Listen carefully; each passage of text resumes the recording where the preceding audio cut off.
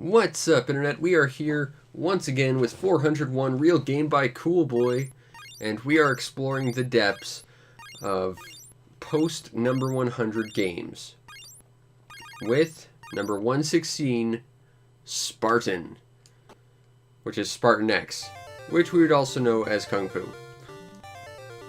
I'm not super familiar with this game. I do like the little yelling sound the character makes, and I'm pretty sure this was actually based off of a Bruce Lee film. But you can punch, you can kick, you can duck, and you can get overwhelmed by people. But you're trying to climb a death tower, presumably to save a princess. I know there was a sequel to this, also on the NES, at least in Europe. At least in Japan, I think also maybe Europe. And that game looked a little bit more interesting. Oh, that's a sound effect. Let's try again. You seem to get a little bit more range with the kicks. I don't think there's much of a difference in power. But it's really just try and scroll the screen without getting overwhelmed. It's not the most complex game ever. I don't necessarily consider it a particularly good game, though. I mean, it's not bad, but it's just not a game that interests me.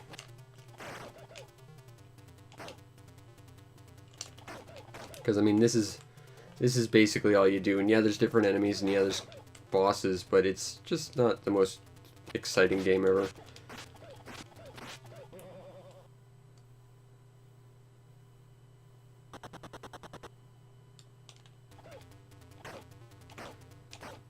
But, you know, the pseudo voice clips are pretty nice.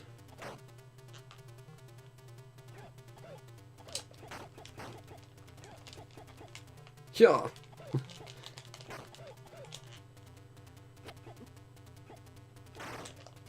Get off.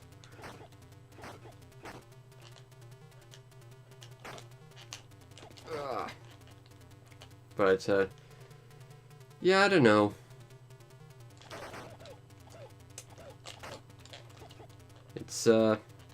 It's this. If this interests you, well, this game exists, but it doesn't interest me particularly.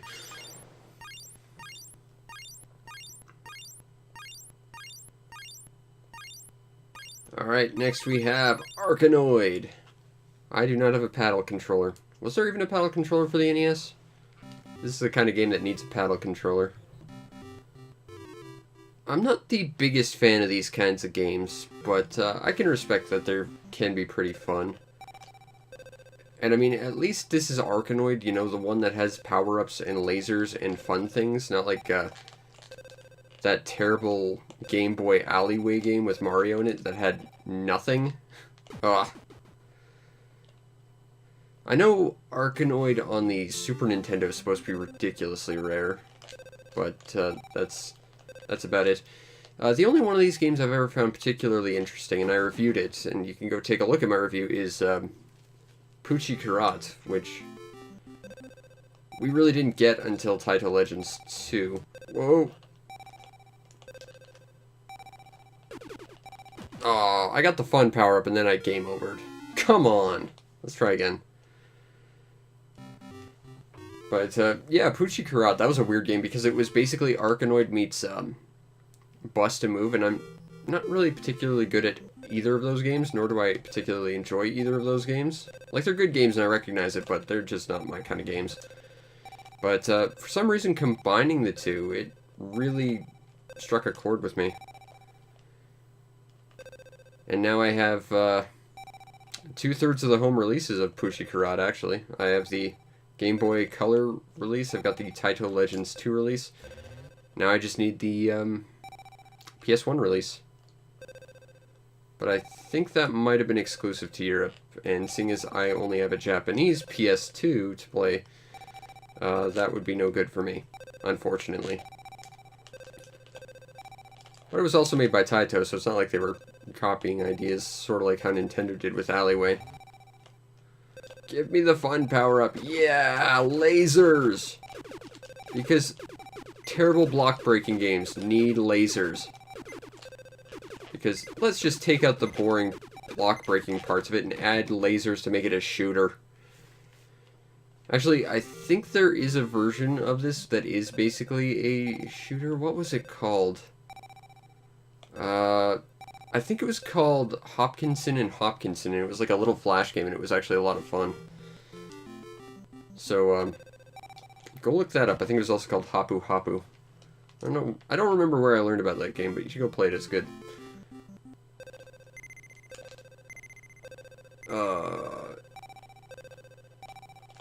But this is definitely like the kind of game that you need a paddle controller to really get. On a controller, it doesn't work quite as well.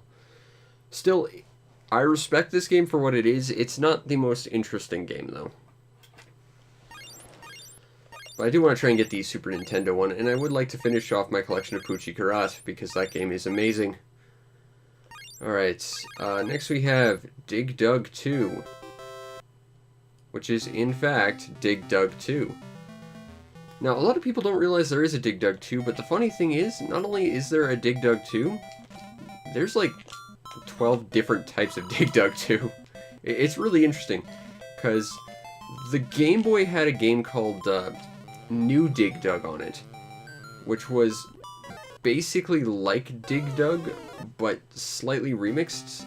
Not unlike that, what was it, Chiti Tenken game? It was sort of like that, mixed with like actual Dig Dug. And this game, it's interesting. It's about finding fault lines and breaking off pieces of land to bury your opponents in the sea. Which is interesting. And if I recall, if you leave one alone... Like, let's see if they do that. I will leave this one alone. Oh, I don't think it'll do it. No, the Figar won't do it. Okay. Well, I've seen it happen, but if you leave one alone, they might just jump into the water for no reason. Just like... Well, I've got no reason to be here anymore. Goodbye. Whoa. Whoa. Yeah, Dig Dug's a little bit, Alright. It only goes with the smallest piece of land, too, so you gotta calculate that as well. There's definitely math involved. Very complex math. I doubt most astrophysicists would understand it. Oh, that was not what I wanted to do. And if you get caught on the edge, you can sort of button mash your way back onto land, which is nice, but it's still... Oh! Dead. I'm gonna play it again. I like Dig Dug. It's probably my favorite, like, really old school arcade game.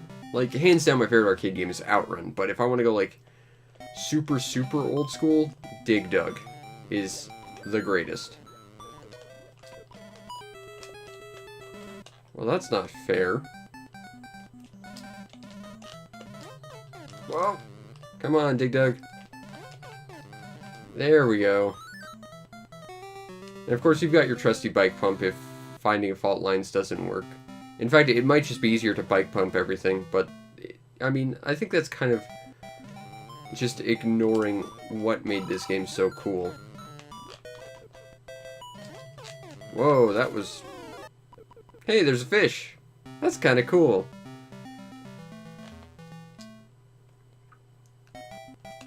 There was also an episode of Game Center CX about this game, so I've actually somewhat more familiar with this game than a few others.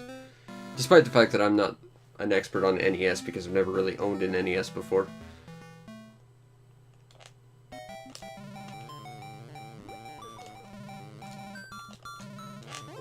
No, no, no! Aww.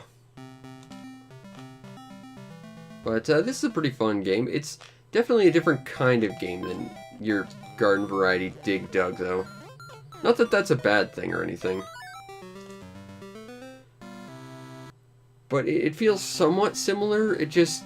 the core mechanics of how it works are just fundamentally different.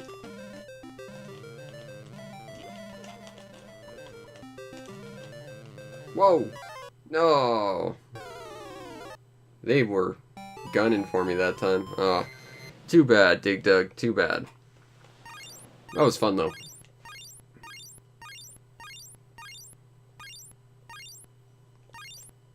Alright, next we have Sasa. Speaking of games that have Game Center CX episodes, this was one of the earliest Game Center CX episodes. This is Astro Robo Sasa. And this is, I guess, kind of a physics puzzle platformer of sorts. Kinda. Basically, you play as this little robot who has a gun that propels him around, and your job is to collect energy. And if you collect all the energy, well, congratulations, you beat the level. The problem is that you have to contend with physics, and every time you shoot, and every second you're not collecting energy, you're losing energy. And you might think, well, that looked easy, and he's just garbage at this game, and I am garbage at this game, but this game gets stupid hard later. Like, you have to do this in a like, whirlpool black hole. Also, that cow sprite, I'm pretty sure, was also used in Monster Party, which is an NES game I'm quite fond of.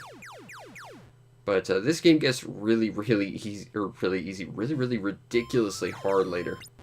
Like, this is basically just reusing the same level again. But it's still relatively simple.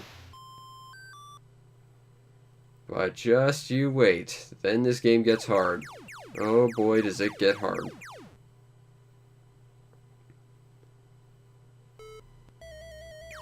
So now we have to get them... You'll notice we have a lot more energy than before. When we had like 50 energy, now we got like 500.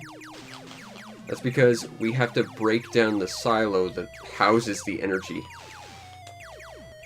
All while contending with the very physics of our gun propelling us away from what we're shooting at.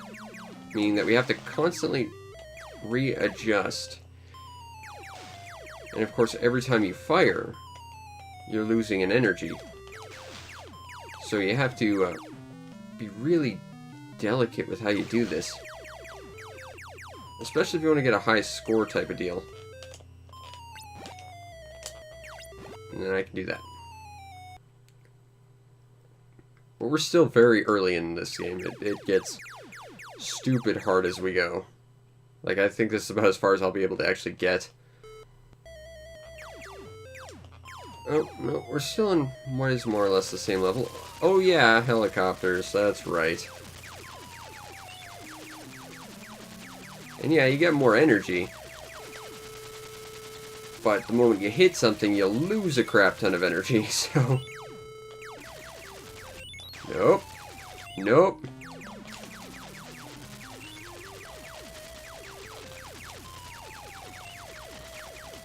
This is so tricky.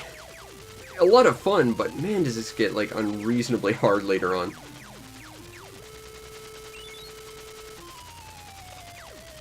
Whoa! No, no, no. Ugh. That was scary.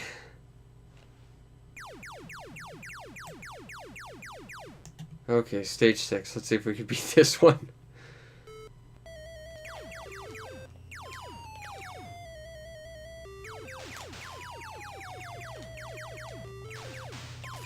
Whoa, physics, bullets, Nope. I mean, I can shoot the bullets and make them go away, and that's kind of nice, I guess. But at the same time, I would prefer very much that they weren't there. Thank you, please. Oh. Oh. And the rudimentary physics this game has aren't exactly doing me any favors. Okay. Now I just gotta get in there. Alright. There we go. Oh, this game's intense, man. I don't think I've ever gotten this far. I'm excited.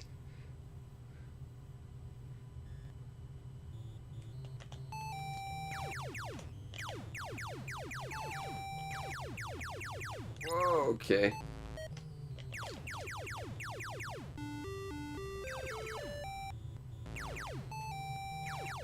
Oh, that's not fair. I think we're under, like, heavy gravity, too, because we just are not moving anywhere. I know gravity plays, like, a...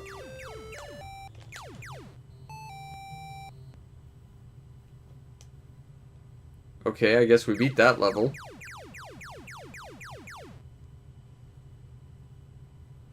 So really, the goal is just shoot the robots. Oh god, more things. Oh god, things I can't shoot for some reason.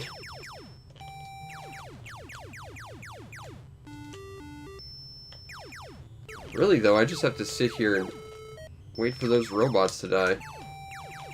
And provided they don't come back, it's just a matter of getting that one energy and fighting with gravity. Okay, that was scary.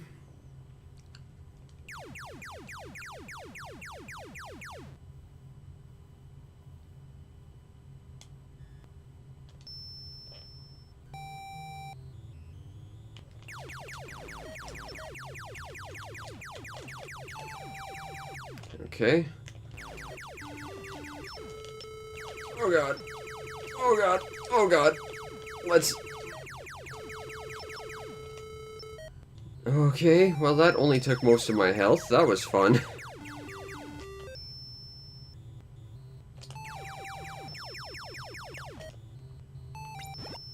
Can I just... Yes, I can. Okay, well there. Oh, this game gets really tough. Holy cow. This game gets tough. Stage 10. Oh god, reverse gravity. And things are killing me, and... Like, I like that they're giving you a chance to sort of acclimate to the various hazards you're gonna run into, and then they, like, throw a little bit more at you. That's kind of neat. But god, the reverse gravity is so bad on this one. I almost... It's rare to say this, but I almost wish I was running into the previous hazards instead of these hazards. You know, it's usually... They're both bad, whatever, go away, but this is just... Okay. So awkward dealing with, like, the buoyancy. You're actively, like, having to fight this just to... And I mean, it was kind of like that with gravity, but...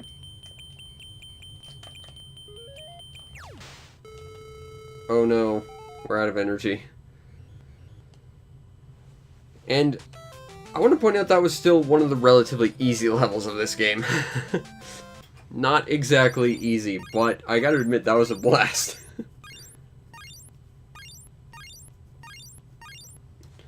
Okay, and finally we have Ibaka. I know this game. This was released in North America as Chubby Cherub, but in Japan it was based on some kind of manga about what I think is like a penguin ghost or something like this. And you die very quickly, apparently. I know you can fly in this game. How do you do it? There we go. So don't touch the dogs. I think you can only fly for a certain period of time as dictated by that power meter, so let's not abuse that too much. But, it's a platformer of sorts. Ow. The dog from Duck Hunt barked at me to death. Whoa. I'm just gonna fly away now. I don't know if we can survive to the end just by flying. I think we run out of power too quickly, but let's see. Whoa. Come on, let's see if we can get to the end. Go away, barking dog. Stop. It does say stop. Maybe you have to fight the dog. Yell. Oh,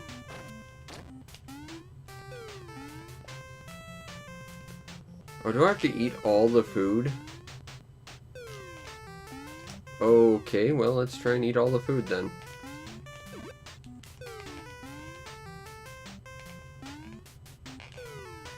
Oh, there's like a day and night cycle. That's interesting.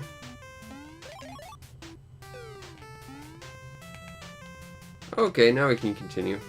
I guess we had to eat all the food on that particular chunk of the... Whoa! Okay, so power, I guess, is your life, but your flight is just dictated by how much energy you have based on food.